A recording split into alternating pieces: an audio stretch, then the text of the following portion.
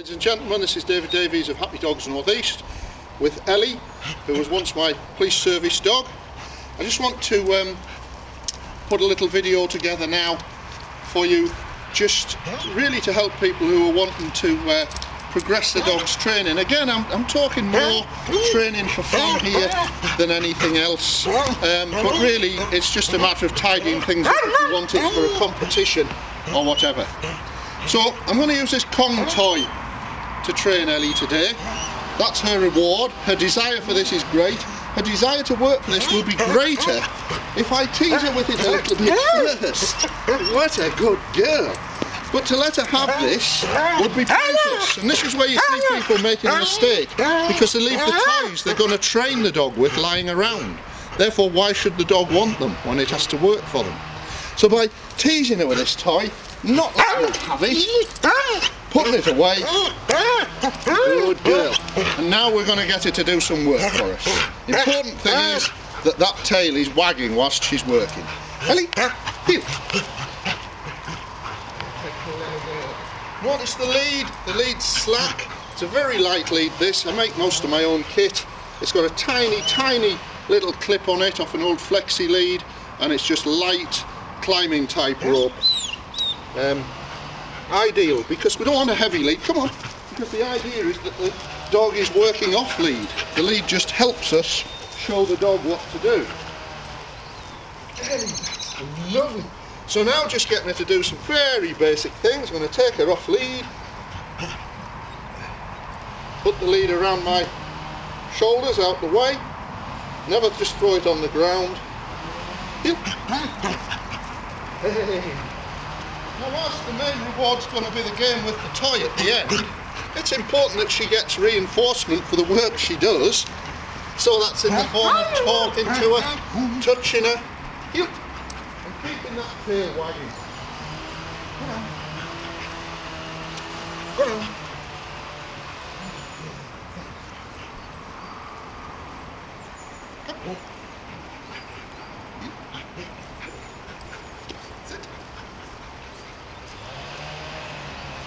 Stay.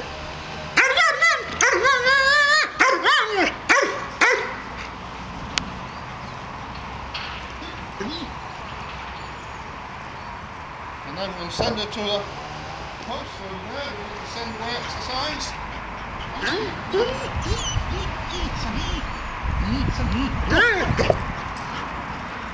Way down. Bang. That was always a good one for a police dog, in case somebody fired a gun at her. Play dead. Sit. Bunch. Come on, Ellie.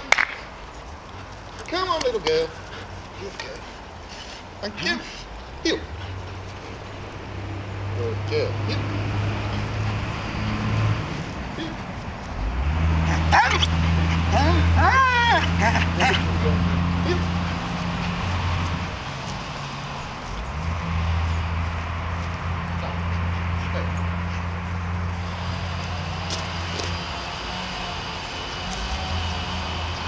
Left, down.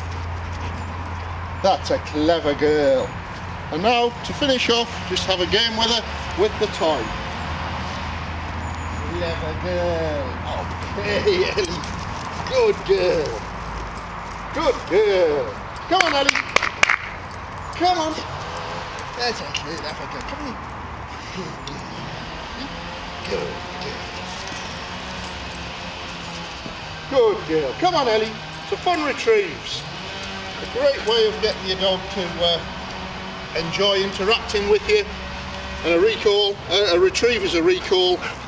Is my great friend and the great person that inspired me in dog training, Mr. John Rogerson, always says, control the game and you control the dog.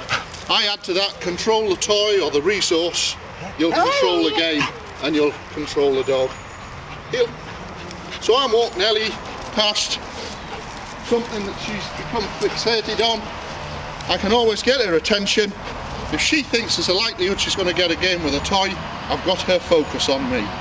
How much more hard can that be? That's one of the easiest things that you can teach your dog to do, just to focus on you.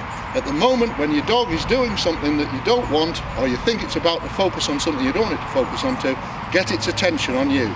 If you play with your dog and you keep it so that it wants to interact with you, you will be able to do that with your dog. But it requires work. It requires you making sure that the dog sees you as the most important thing, not other dogs, not other people. It doesn't mean it shouldn't be friendly with other dogs and other people, but if your dog learns that they are more interesting than you, you will never have control over it. The only way you can is by using compulsion, and I don't believe in teaching that. Thank you very much.